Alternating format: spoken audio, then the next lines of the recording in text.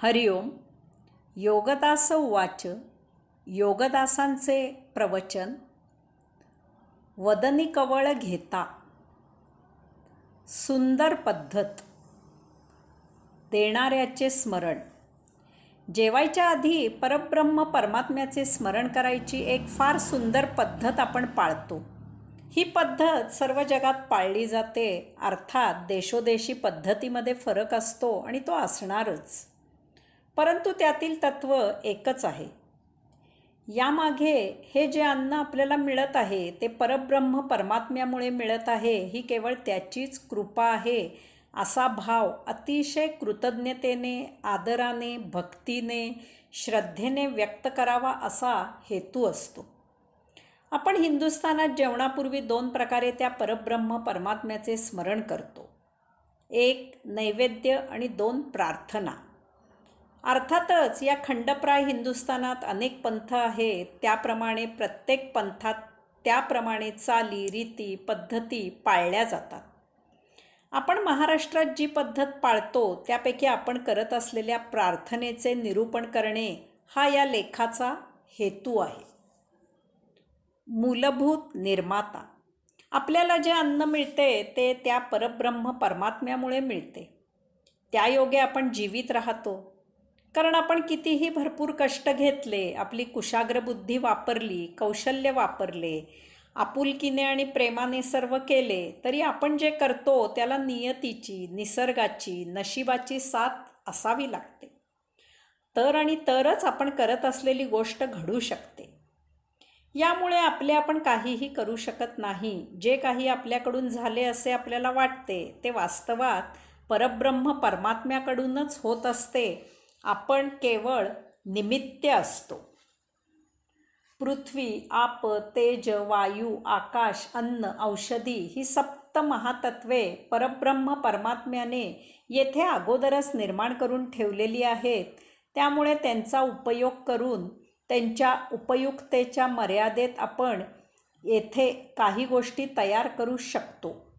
आपण मूलभूतपणे काहीही नवनिर्माण करू शकत नाही. जे काही अगोदरच उपलब्ध आहे त्याची मोड, तोड, फोड, जोड करून या अगोदरच उपलब्ध असलेल्या वस्तूंमधील रासायनिक गोष्टींचा अभ्यास करून त्या अगोदरच उपलब्ध असलेल्या गोष्टीचे रूपांतर आपण करू शकतो. एकमेकात मिसळ केल्यामुळे त्यांची एकमेकांवर रासायनिक प्रक्रिया होते आणि त्या मिश्रित रसायनाचे स्वरूप, गुणधर्म, उपयुक्तता, आकार, विकार इत्यादी असे सर्व बदलते आणि आपल्याला वाटते की आपण काहीतरी नवीन निर्माण केले.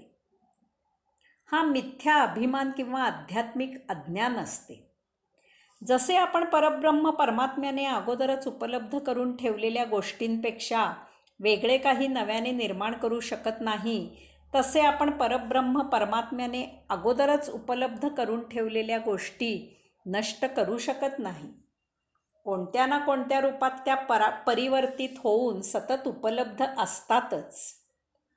याचबरोबर येथे जे काही नैसर्गिकपणे नियतीकडून नष्ट होते ते त्याच्या मूलभूत निर्माणामध्ये परब्रह्म परमात्म्यामध्ये विलीन होते. त्यामधून पुन्हा काही नवीन सृजन होते. कारण लय झालेल्या वस्तुजगताचे नव्याने मिश्रण नव्या प्रमाणात नव्या वस्तूंशी होते. त्यामधून नवनिर्मिती होते. यामुळे दर पिढीला नवीन शोध लागतात आणि आपण काही नवीन वस्तू तयार करू शकतो. याला आपण प्रगती असे म्हणतो. हे असे अव्याहत सुरू असते. ही एक सतत सुरू असणारी नैसर्गिक प्रक्रिया आहे. याचा आपण विनाकारण अभिमान बाळगू नये, ताठा मिरवू नये, गर्व करू नये.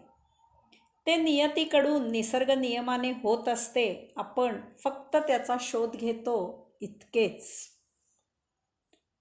नैवेद्य. केलेला स्वयंपाक थोडा थोडा प्रत्येक पदार्थ पानात वाढून घेऊन ते नैवेद्याचे पान देवासमोर ठेवले जाते. हात जोडून डोळे मिटून त्याला जेवायला आवाहन केले जाते. योगेश्वरा, तुझ्या कृपेमुळे हे अन्न मला मिळत आहे, तेव्हा प्रथम तू हे अन्न सेवन कर, मग तुझा प्रसाद म्हणून मी अन्न सेवन करतो. कारण तो येतो आणि त्या नैवेद्याच्या पानाला स्पर्श करतो, त्या पानाचा प्रसाद होतो, अशी आपली श्रद्धा आहे. तो आला की त्याचे तेज सहन होणार नाही यासाठी डोळे मिटून घेण्याची पद्धत आहे. आता हेही सत्य आहे की परमात्मा काही प्रत्यक्ष जेवत नाही. एखाद्या नामदेव महाराजांचा अपवाद असतो. आपण काही त्यांच्यासारखे संत नाही, आपण सर्वसामान्य आहोत. आपण आपल्या परी कृतज्ञता व्यक्त करतो. ते नैवेद्याचे पान अतिथीला किंवा लहान मुलाला किंवा घरच्या यजमानांना दिले जाते. आता दुपारी जेवायच्या वेळी जे जेथे कोठे असतील तेथे ते डोळे मिटून त्याची प्रार्थना करून त्याचे स्मरण करून जेवायला सुरुवात करतात. नैवेद्याची पद्धत जरूर प्रकर्षाने पाळावी, कारण आपण जगात एकट्याने काहीही करू शकत नाही. आपल्या प्रत्यक्ष किंवा अप्रत्यक्ष अशा प्रत्येक कृतीला अन्य कोणाची तरी दृश्य किंवा अदृश्य अशी मदत होत असते. यासाठी जेवताना सर्वप्रथम नैवेद्य देवाला दाखवून मगच आपण अन्न सेवन करावे. या योगे आपल्या अन्नामधील काही भाग दुसऱ्याला द्यायचा असतो ही भावना दृढ राहते. यामुळे अतिथी देवो भव अशी आपली शिकवण आणि संस्कार आहेत. अर्थातच याचा अतिरेकही करू नये आणि याचे कर्मकांडात रूपांतर तर मुळीच करू नये. आमचे एक साधक जेवायच्या आधी थोडे अन्न पिशवीत घालून स्कूटरवरून बाहेर याचक शोधतात. त्याला ती पिशवी देतात आणि मगच जेवतात. यामुळे एखाद्या दिवशी याचक मिळाला नाही किंवा तुफान पाऊस असला, स्वतः आजारी असले तर उपाशी राहावे लागते किंवा घरच्या तरुणांना याचक शोधायचा त्रास द्यावा लागतो. याबद्दल त्यांचे अनुभव विलक्षण आहेत. एक उदाहरण म्हणून नमूद करतो. एकदा एका याचकाला ते अन्नाची पिशवी देऊ लागल्यावर तो उसळून म्हणाला, उरले म्हणून की शिळे पाके आहे म्हणून घेऊन आलात?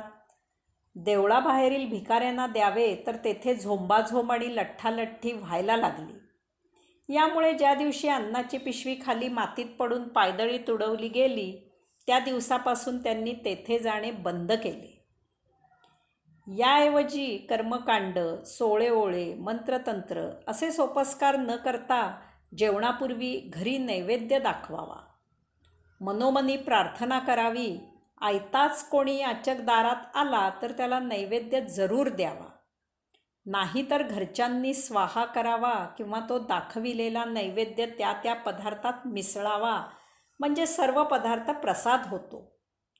या योगे परमात्म्याची आठवण असावी, देण्याचे संस्कार व्हावेत, हे महत्त्वाचे. प्रार्थना. आपण महाराष्ट्रात जेवणाआधी प्रार्थना म्हणतो. वदनी कवळ घेता नाम घ्या श्रीहरीचे, सहज हवन होते नाम घेता फुकाचे, जीवन करी जीवित्वा अन्न हे पूर्ण ब्रह्म, उदर भरण नोहे जाणीजे यज्ञ कर्म. ही प्रार्थना ज्या कोणी काव्यबद्ध केली आहे त्याने ती फार सुंदर, प्रसंगानुरूप, समयोचित आणि अतिशय अर्थपूर्ण अशी रचली आहे. या प्रार्थनेचा अर्थ लक्षात घेऊन प्रार्थना पूर्ण भावभक्तीने म्हणावी, तरच त्याचा अपेक्षित तो परिणाम साध्य होईल. पूर्वी दररोज घरातील गृहिणी सोडून इतर सर्वजण जेवायला बसत असत आणि गृहिणी त्यांना स्वयंपाक करून वाढत असे. आपण केलेला स्वयंपाक सर्वांना स्वतः पोटभर वाढत असे, यात आपुलकी होती. सर्वांची जेवणे झाली की मग शेवटी जे उरलेले असेल ते अन्न आपण जेवायचे, अशी गृहिणीची रीत होती. तथापि आता काळ खूप पुढे गेला आहे. पूर्वी गृहिणी नोकरी करत नसत, जेवायला जमिनीवर बसत असत. पूर्वींच्या लोकांमध्ये कर्मठपणा होता, आता तसे नाही, किंवा इतरही काय कारणे आहेत. तात्पर्य इतकेच की जेवताना घरामधील सर्वांनी एकत्र जेवायला बसावे.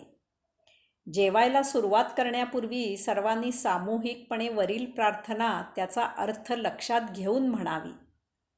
यासाठी आणि याचे महत्त्व आत्ताच्या तरुणांना समजावे, उमजावे म्हणून आता आपण प्रार्थनेचा सविस्तर अर्थ पाहू.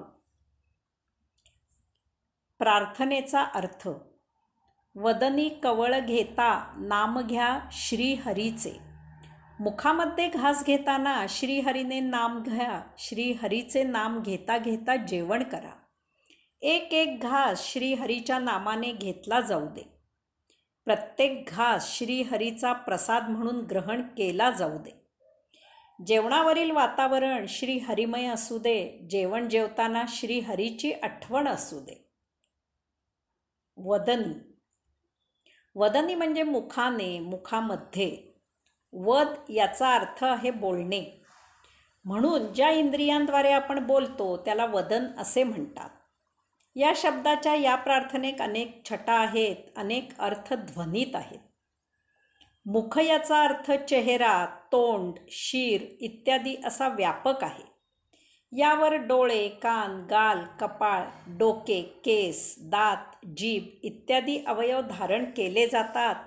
परंतु बोलीभाषेत मुख याचा प्रामुख्याने वदन असा अर्थ घेतला जातो. वदनात जीभ असते. या योगे वदन शब्द प्रामुख्याने 2 प्रकारे वापरला जातो. 1 बोलणे, संवाद साधणे आणि 2 अन्न ग्रहण करणे. वदनात दात असतात, त्यामुळे अन्न जिभेच्या मदतीने घोळवून दाताने चर्वण केले जाते. यामुळे कोणी परत परत तेच तेच सांगू लागला की त्याला सांगण्यात येते की मुद्द्याचे चर्वण करू नको.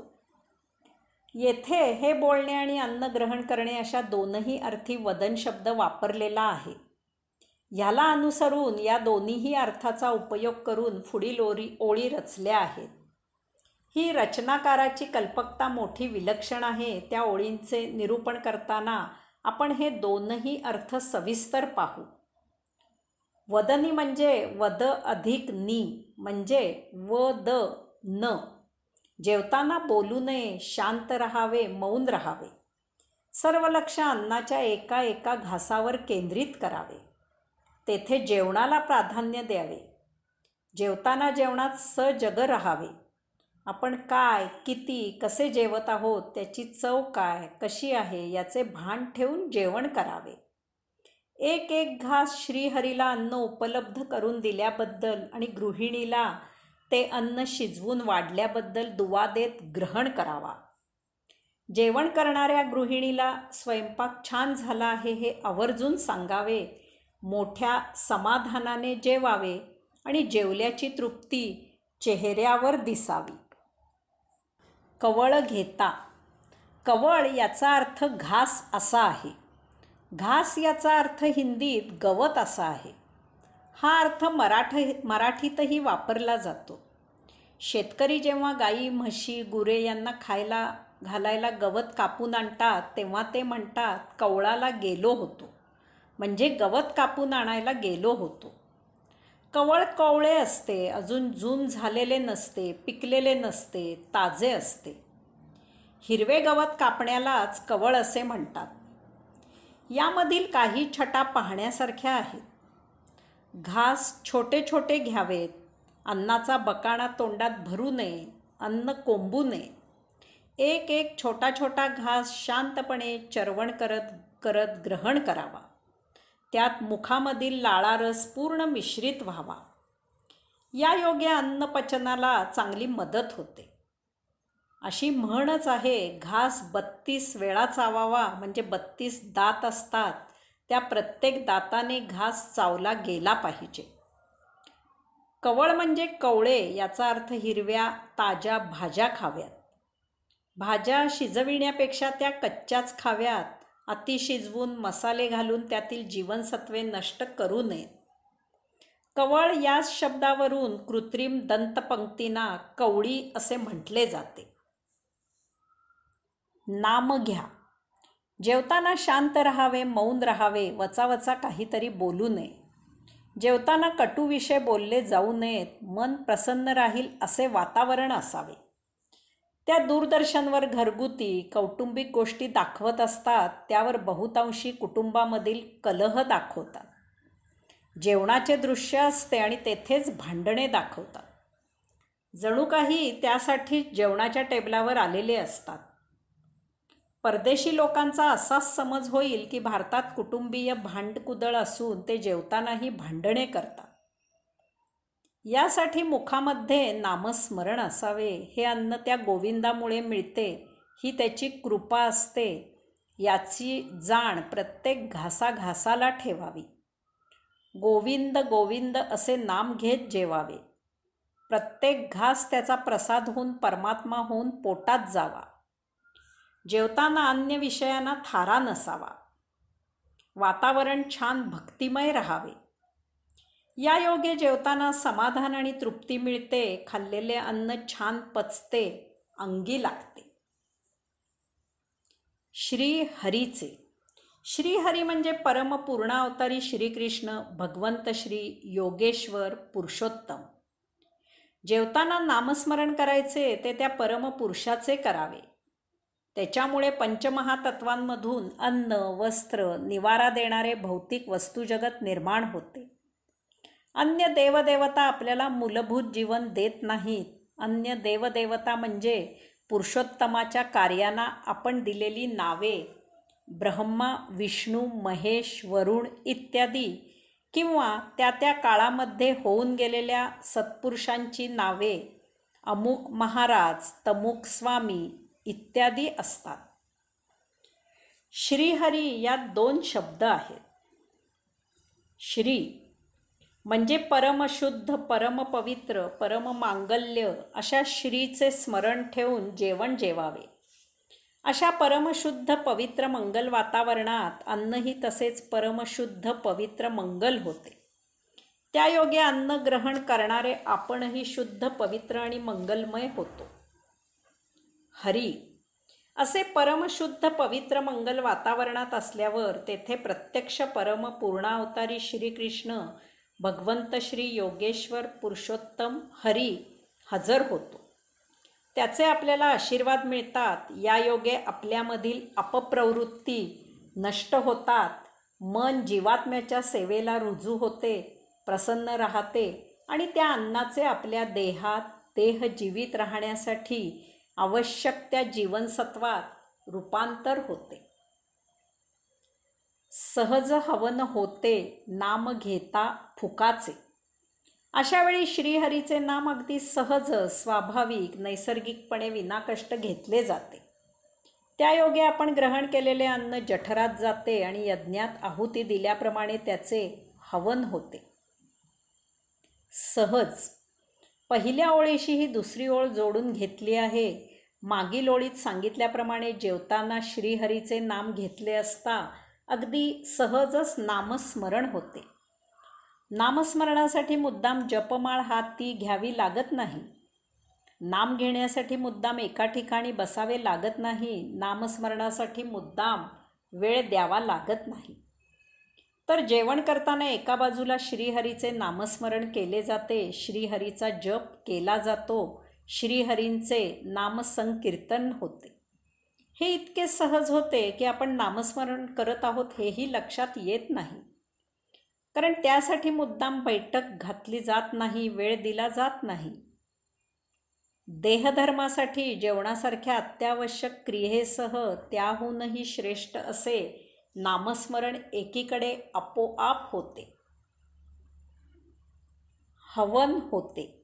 यज्ञामध्ये हवन हा शब्द वापरला जातो. यज्ञ याचा अर्थ आहे ज्ञानाने समजून, उमजून, जाणून आपल्याकडे आपल्याला उपयुक्त असे जे आहे ते इतरांना विधीपूर्वक कायमस्वरूपी देणे. याचा अर्थ आपल्याला निरुपयोगी असलेल्या गोष्टी देणे याला यज्ञ असे म्हणत नाही. नाहीतरी आपण टाकूनच देणार होतो, तर कोणाला तरी द्या हा भाव यज्ञात नाही. तसेच यज्ञात देताना दान दिल्याची भावना, उपकार केल्याचे श्रेय नाही, नड काढल्याची ऐट नाही आणि त्याग केल्याचीही भावना नाही. तर इतरांना देताना सन्मानपूर्वक आदर सत्कार करून आपण माझ्याकडून भेट स्वीकारत आहात, हे माझ्यावर उपकार आहेत अशा भावना ठेवून द्यायचे आहे. यज्ञामध्ये समिधा असाही एक शब्द वापरला जातो. यज्ञात अग्निकुंड पेटविले जाते आणि मंत्र म्हणत त्यात समिधा, आहुती म्हणून दिल्या जातात. या क्रियेला हवन असे म्हणतात. समिधा म्हणजे काही विशिष्ट झाडांच्या सुमारे विदभर लांब काड्या. यज्ञात ज्या गोष्टी इतरांना द्यायच्या असतात त्या काही प्रत्यक्ष अग्नीमध्ये घालता येत नाही. तर त्या वस्तूंचे प्रतीक म्हणून समिधांची आहुती दिली जाते. यज्ञ करताना एक एक मंत्र म्हटला जातो आणि त्याप्रमाणे यज्ञात एका एका समिधेची आहुती दिली जाते, हवन केले जाते. यज्ञ करणारा यजमान एका एका वस्तुजगतापासून रिता होत जातो. हे सर्व अत्यंत संतुष्ट होऊन केले जाते. जसजसे एका एका समिधेची आहुती दिली जाते तसतसे यजमानाला आपण रिकामे झाल्यामुळे हलके हलके मोकळे मोकळे वाटू लागते. ओझे कमी झाल्याप्रमाणे तो समाधानाने आनंदी होतो. यज्ञविधी संपन्न झाला की यज्ञात आहुती दिलेल्या वस्तू वाटल्या जातात. यालाच योगाधिराज पातंजलींनी अपरिग्रह असे म्हटले आहे. ते सांगतात की कसलाही संग्रह करू नका. पातंजलींनी याला यम म्हणजे प्रत्येकाने पाळलेच पाहिजे असे आचरण सांगितले आहे. लाओत्सेने हंडा मधून मधून रिता करावा असे सांगितले आहे. योगमार्गाने पूर्ण कौशल्य वापरून भरपूर मिळवा, संचिताप्रमाणे उपभोगा, उरलेले हंड्यात साठवा आणि त्याचा योग कार्याला, प्रभू विभूच्या कार्याला सत्कारणी विनियोग करा. तो हंडा भरून जपू नका. मधूनच तो वरील कार्यासाठी रिकामा करा. गीतेने नको इतके मिळवून ते फक्त स्वतःसाठीच वापरणे याला तर चोरी असे म्हटले आहे. कारण असा वापर अनावश्यक उपभोगांसाठी केला जातो. यामुळे असंख्य गरजू देह जीवित राहण्यासाठी अत्यावश्यक गोष्टींना वंचित राहतात. इतरांना गरज असलेल्या वस्तू केवळ स्वतःसाठी आणि त्याही अनावश्यक कारणासाठी वापरणे ही गीता तत्वाप्रमाणे चोरी आहे. येथे जेवताना हवन होते असे म्हटले आहे. येथे अग्निकुंड म्हणजे भूक लागल्यामुळे आपल्या उदरामध्ये पेटलेला जठराग्नी आहे. याचा अर्थ प्रत्येक घास घेताना तो देहाला पोषक व्हावा यासाठी समिधेची आहुती दिल्याप्रमाणे अन्न ग्रहण करायचे आहे. विशिष्ट झाडांच्या समिधा रानामधून कष्ट घेऊन शोधून आणाव्या लागतात. त्याप्रमाणे स्वधर्माने प्राप्त स्वकर्म करून आपापली अन्न, वस्त्र, निवाऱ्याची सोय करायची आहे. ग्रहण होत असलेले अन्न स्वकमाईचे असावे तरच त्याचे फलित मिळते. तसेच अंतःकरणामधील अंशात्म्याला एका एका नामस्मरणाची आहुती द्यायची आहे. नामस्मरणाचे हवन करायचे आहे. प्रत्येक घास नामस्मरणाने पवित्र व्हावा आणि या योगे घेत असलेल्या अन्नामुळे पोसल्या जात असलेल्या देहाकडून आपल्यामधील अपप्रवृत्ती नष्ट व्हाव्यात असा त्यात हेतू आहे. नाम घेता यज्ञ करताना त्या त्या आहुतीप्रमाणे मंत्र म्हटले जातात आणि एका एका समिधेची आहुती दिली जाते. याचप्रमाणे येथे मंत्राऐवजी श्रीहरीचे नामस्मरण करायचे आहे. नामस्मरण करत करत अन्नाचा एक एक घास घ्यायचा आहे, ग्रहण करायचा आहे. परंतु यामध्ये एक मूलभूत फरक आहे. यज्ञामध्ये जसजशी समिधेची आहुती दिली जाते तसतसे एका एका समिधेगणिक यज्ञकुंड जास्तच प्रज्वलित होत जातो.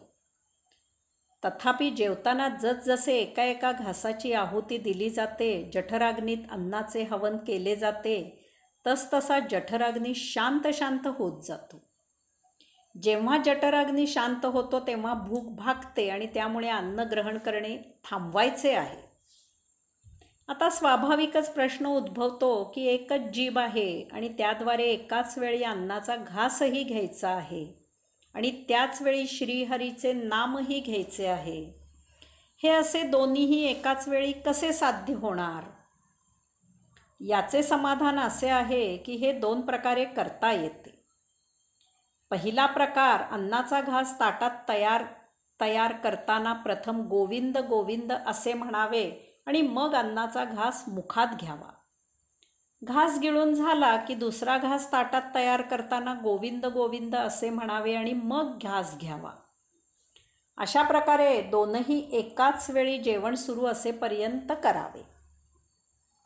दुसरा प्रकार, जेवताना मनामध्ये गोविंद गोविंद असे म्हणणे सतत सुरू ठेवावे. यात खीळ नसावी. कटाक्षाने अन्य विषयांना थारा देऊ नये. अशा प्रकारे दोनही एकाच वेळी जेवण सुरू असेपर्यंत करावे. फुकाचे.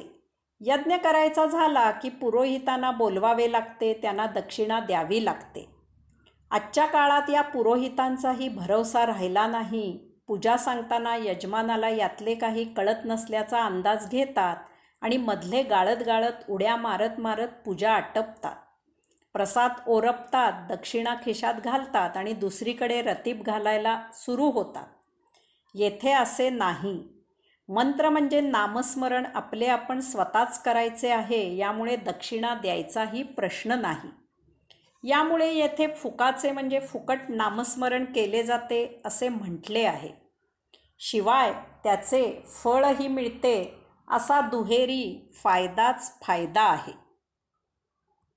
जीवन करी जीवित्वा अन्न हे पूर्ण ब्रह्म. जीवाला हे अन्न जीवन देते. अन्न हे पूर्ण ब्रह्म आहे. जीवन. जेव्हा आपण देहाच्या, इंद्रियांच्या, मनाच्या मर्जीने त्यांच्या सौख्यासाठी, त्यांच्या उपभोग लोलुचपतेसाठी जगतो, तेव्हा आपण आयुष्य जगतो. यामुळे गतसंचित तर संपत नाहीच, परंतु त्यात लक्षणीय भर होते. तथापि जेव्हा आपण नैसर्गिकपणे, नियतीप्रमाणे, आत्मज्ञानाने, आत्मप्रेरणेने, आध्यात्मिक प्रेरणेने जगतो, तेव्हा आपण जीवन जगतो. यामुळे आपले संचित झपाट्याने संपुष्टात येते आणि आपली मुक्तीच्या मार्गावर यात्रा सुरू होते. यासाठी आपले आचरण आध्यात्मिक मार्गाने होणे गरजेचे आहे. एरवी हे शक्य नाही. जेवताना जर आपण नित्य नियमित नामस्मरण केले, जप केला, प्रभूचे नाव घेतले, तर अन्य वेळीही म्हणजे जेवत नसतानाही आपल्या मुखामधून किंवा मनामध्ये प्रभूचे नामस्मरण, जप, नाव आपोआप येईल. कारण नित्य नियमित नामस्मरण करून आपल्याला तशी सवयच लागते. अगदी निर्हेतुक सहजच जरी गुणगुणले झाले तरी तेथे मुखामध्ये प्रभूचे नाम येते. असे नेहमी होत राहिल्यावर मनालाही प्रभूचाच विषय आवडू लागतो. मन वश होते, कह्यात येते. अशा प्रकारे यथाकाळी आपल्यामधून अन्य विषय हद्दपार होतात. याचा सुंदर परिणाम म्हणून करी जीवित्वा. या योगे देह, इंद्रिये, मन, बुद्धी, स्मृती इत्यादी त्यांच्या भौतिक उचापतीत थांबवितात. त्यांचे आयुष्य जगणे बंद होते. त्यांच्याऐवजी जीवात्मा जीवन जगू लागतो. यालाच म्हणतात कोतवाल चावडीवर रुजू झाला. मूलतः मातेच्या उदरी प्रवेश करताना अंशात्म्याने जीव निर्माण करून त्याला संचिताप्रमाणे जीवन जगायला मोकळीक दिलेली असते. जीव संचिताप्रमाणे देह धारण करतो आणि अंशात्म्याच्या प्रेरणेप्रमाणे जीवन जगायला सुरुवात करतो. परंतु यथाकाळी मन तयार होते आणि येथे सर्व घोटाळा होतो. या मनाच्या कच्छपी देहादी इंद्रिये लागतात आणि त्या भौतिकाच्या मगरमिठीमधून जीवाची सुटका कशी व्हायची हा यक्ष प्रश्न निर्माण होतो. परंतु जेवताना जरी नुसते नामस्मरण केले तरीही थोडा जास्त कालावधी लागतो. परंतु मन ताळ्यावर येते आणि जीवाचे जीवन जगणे सुरू होते. अन्न हे पूर्ण ब्रह्म. अन्नाला पूर्ण ब्रह्म असे म्हटले आहे. याचा अर्थ असाही आहे की अन्नामुळे ब्रह्मपद प्राप्त होऊ शकते. मात्र जेवताना नित्य नियमित नामस्मरण करावे. येथे 3 गोष्टी पाहायच्या आहेत. 1. अन्न पूर्ण ब्रह्म कसे? परमब्रह्माच्या परमशक्तीमधून म्हणजेच आत्मपरब्रह्मामधून ओम असा महादिव्य ओजस्वी परम ध्वनी झाला आणि त्यामधून ब्रह्मांडात विश्वनिर्मिती झाली. ओम आत्मपरब्रह्मामधून ध्वनित झाला आहे आणि त्यामुळे त्याच्यात मूलतःच आत्मपरब्रह्माची परम ऊर्जा आहे. तसेच त्याच्यात स्वतःचाच परम ध्वनी आहे. यामधून ब्रह्मांडात ग्रहगोल तारे, धूमकेतू, कृष्णविवरे इत्यादी अनंत गोष्टी आणि मानवाला अगम्य असे अनेक निर्माण झाले. हे सर्व अचल, जड, निर्जीव निर्माण झाले. यथाकाली त्या परम ऊर्जा आणि परमध्वनीमधून त्यापैकी काही ग्रहांवर जेथे त्यासाठी अनुकूल परिस्थिती होती तेथे पृथ्वी, आप, तेज, वायू, आकाश, अन्न, औषधी अशी सप्त महातत्वे निर्माण झाली. यात आणखी भर झाली. उदाहरणार्थ पृथ्वीचा आज तिरका आहे, यामुळे येथे ऋतू निर्माण झाले. या सर्वाचा परिणाम म्हणून येथे प्रथम अचल परंतु सजीव सृष्टी निर्माण झाली. यात त्या परम ध्वनीमुळे आणि ऊर्जेमुळे उत्क्रांती होऊन चल सजीव सृष्टी निर्माण झाली. हळूहळू यामधून अनंत अनंत विविध आणि वैचित्र्यपूर्ण असे वस्तुजगत निर्माण झाले. यामुळे ब्रह्मांडामधील प्रत्येक गोष्टीमध्ये सूक्ष्म आणि वस्तूंमध्ये जडध्वनी आणि ऊर्जा आहे. दोघांमध्ये घर्षण झाले की ऊर्जा निर्माण होते आणि दोघांची टक्कर झाल्यावर ध्वनी निर्माण होतो. या सर्व निरूपणावरून आता असा विचार करावा की जर आपण ब्रह्मापासून वस्तुजगतापर्यंत पोहोचलो आहोत तर याच उलट मार्गाने आपण अन्नापासून ब्रह्मापर्यंत पोहोचू शकतो. अर्थात अन्नावर उपासना केली तरच. जर तसे आपण पोहोचलो तर ब्रह्म पूर्ण असल्यामुळे अन्नही पूर्ण आहे आणि यायोगे आपणही पूर्णत्वाला पोहोचतो. म्हणून अन्न हे पूर्ण ब्रह्म आहे असे प्रतिपादन केले आहे. 2. अपूर्ण ब्रह्म आहे का? या प्रार्थनेत अन्नाला पूर्ण ब्रह्म असे म्हटले आहे. याचा अर्थ येते अपूर्ण ब्रह्म आहे का? एरवी या प्रार्थनेत ब्रह्माला पूर्ण असे म्हणण्याचे कारण नव्हते. तर याचे उत्तर अपूर्ण ब्रह्म आहे असे आहे. विश्वनिर्मित होण्याआधी येथे जे काही होते त्याला ब्रह्म असे म्हटले ते एकमेव होते. येथे त्याशिवाय अन्य काहीही नव्हते. या मूलभूत असलेल्या ब्रह्मामधून सर्व काही निर्माण झाले आहे. याचा अर्थ ब्रह्मामधून ब्रह्माने सर्व काही स्वतःच निर्मिती केली आहे. म्हणजे एका अर्थी ब्रह्मच निर्माण केले आहे. यामुळे ब्रह्म स्वयंभू आहे. या मूळ स्वयंभू स्थितीला ब्रह्म असे म्हटले आहे. ते परम आहे, तेच ते पूर्ण ब्रह्म आहे. जेव्हा ओम असा महादिव्य परमध्वनी झाला तेव्हा समजले की हे ब्रह्म नुसते शुष्क नपुसंक नाही. त्यात निर्माण करण्याची, सृजन करण्याची शक्ती आहे. ब्रह्माच्या त्या परमशक्तीला आत्मा असे म्हटले आहे. मूलभूत ब्रह्माला परम असे म्हटल्यामुळे त्यामधील शक्तीलाही परम आत्मा असे म्हटले. त्यामधून विश्वनिर्मिती, त्यामधून सप्तमहातत्वे आणि त्यामधून अनंत वस्तुजगत अशी निर्मिती झाली. यामुळे ब्रह्मामधून जे जे निर्माण झाले त्या प्रत्येकात ब्रह्म अंशात्मक रूपात उपस्थित आहे. हेच ते अपूर्ण ब्रह्म आहे. प्रत्येक गोष्टीमध्ये सूक्ष्म, प्रत्येक वस्तूमध्ये जड ब्रह्म आहे. एरवी ती गोष्ट, ती वस्तू अस्तित्वात असणे शक्य नाही. परंतु ती गोष्ट, ती वस्तू धारण करण्या इतपतच ब्रह्म त्यात आहे. यामुळे त्यात ब्रह्म अंशात्मक आहे, पूर्ण नाही. म्हणून त्या अंशात्मक ब्रह्माला अपूर्ण ब्रह्म असे म्हटले. अपूर्ण ब्रह्म शाप की वरदान? प्रत्येक गोष्टीमध्ये सूक्ष्म, प्रत्येक वस्तूमध्ये जड असलेले अपूर्ण ब्रह्म आपल्यासाठी शाप आहे की वरदान आहे? याचे उत्तर आपण त्याचा उपयोग कसा करतो त्यावर सर्व अवलंबून आहे. अपूर्ण ब्रह्म शाप. आपण वापरत असलेल्या प्रत्येक वस्तुजगतात अपूर्ण ब्रह्म आहे. यामुळे अशा वस्तुजगतापासून आपल्याला दुःख भोगावे लागते. आपण कधीही समाधानी होत नाही, कायम अपूर्णच राहतो. यास्तव आपण दुःख निवारण करण्याचा निकराचा प्रयत्न करतो आणि आपल्याला ते दुःख दूर सारून सुख मिळते. परंतु तरीही सुख देणारे वस्तुजगत अपूर्ण ब्रह्मामधूनच निर्माण झाले आहे. यामुळे कितीही सुख मिळाले तरी ते अपुरेच वाटते. घेतलेल्या सुखाची पुन्हा पुन्हा हाव निर्माण होते, नवीन सुखाची तहान लागते आणि ती कितीही नवीन सुख उपभोगले तरी शमत नाही.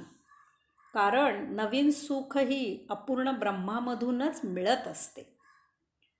अशा प्रकारे आपल्याला दुःख किंवा सुख सदा असमाधानी ठेवते. कारण आपण अपूर्ण ब्रह्मामधून निर्माण झालेल्या वस्तुजगतापासून उपभोग घेऊन दुःख किंवा सुख मिळवलेले असते. अशा प्रकारे अपूर्ण ब्रह्म हा आपल्याला शाप आहे. अपूर्ण ब्रह्म वरदान. तथापि जर आपण वस्तुजगत वापरायची पद्धत बदलली तर हेच वस्तुजगत निर्माण करणारे अपूर्ण ब्रह्म आपल्यासाठी वरदान ठरते. सर्वप्रथम असे वस्तुजगत केवळ देह जीवित ठेवण्यासाठी आणि फक्त देह जीवित राहावा इतपतच वापरावे. कोणत्याही परिस्थितीत वस्तुजगताच्या भोगापवर्गतेला बळी पडू नये. वस्तुजगताच्या भोगलोलुचपतेच्या आहारी जाऊ नये. वस्तुजगताच्या उपभोगांचा मोह कटाक्षाने टाळावा. वस्तुजगत देह जीवित राहण्यापुरतेच वापरणे याचा अर्थ ते आपल्या संचितापुरतेच वापरणे आहे. या योगे आपले संचित संपते आणि आपण संचितापासून मुक्त होतो. आता आपल्याकडून सहजच आपोआपच देह जीवित राहण्यापुरताच वस्तुजगताचा उपयोग केला जातो आणि अन्य वेळी सृष्टीलीला साक्षीत्वाने अनुभवली जाते. आपण संचितापासून मुक्त होतो याचा अर्थ आता आपण सर्वस्वाच्या पलीकडे जातो. तेथे आपण अपूर्ण ब्रह्माच्याही पलीकडे जातो. आपली यात्रा परम ब्रह्ममार्गी होऊ लागते. यथाकाळी आपण साक्षात्कारी होतो, आपल्याला पूर्ण ब्रह्म प्राप्त होते. अशा प्रकारे त्या अपूर्ण ब्रह्माचीच धारणा करून आपण पूर्ण ब्रह्माप्रत पोहोचतो. अशा प्रकारे अपूर्ण ब्रह्म हे आपल्याला वरदान आहे. उदरभरण नोहे जाणीजे यज्ञ कर्म. अन्न ग्रहण करणे हे नुसते पोट भरणे नसून ते एक यज्ञ कर्म आहे हे जाणावे. आता प्रार्थनेच्या रचनाकाराने या ओळीने प्रार्थना संपन्न केली आहे. प्रार्थनेच्या शेवटी एक फार बहुमोल असा इशारा दिला आहे. उदर भरण नोहे. या सविस्तर निरूपणावरून आता अन्नाचे महत्त्व चांगले जाणले गेले असावे. यास्तव प्रार्थनेचा रचनाकार सांगतो की अन्न घेणं म्हणजे एखाद्या पोत्यात धान्य कोंबणे नव्हे किंवा पोट म्हणजे एखादी रिकामी पेटी नाही. अन्नाची चव छान आहे, बरेच दिवसांनी असा पदार्थ खायला मिळतो आहे किंवा खायला मिळते आहे तर घ्या खाऊन आणि द्या त्या पेटीत ढकलून. अनेक जण बुभुक्षित असतात. अन्न पाहिले की त्यांचा जठराग्नी पेटून उठतो. त्यांना कायम भूक लागलेलीच असते. ज्यांना एक वेळही खायला मिळत नाही, उपासमार होते, त्यांच्या बाबतीत आपण हे समजू शकतो. परंतु ज्यांना एकच वेळ काय तर 10 वेळाही भरपूर खायला मिळते असेही अन्नाची वासना कायम राखून असतात. अन्न हे देह जीवित ठेवण्यासाठी आणि फक्त तेवढ्यासाठीच आहे. त्यात जीभ आणि मन गुंतले की त्यातील अपूर्ण ब्रह्माच्या प्रभावाने आपल्यालाही कायम अपूर्णच राहावे लागते. सतत जन्म घेत हेच करत राहावे लागते. अनेक जण 50 जिलब्या खातात, 25 लाडू खातात, 1 डझन वाट्या बासुंदी पितात, 100 गुलाबजाम खातात, ढीगभर भात खातात. हे वाचून तुम्हाला कसे तरी झाले असेल. ही विकृती आहे. यास्तव प्रार्थनेचा रचनाकार शेवटी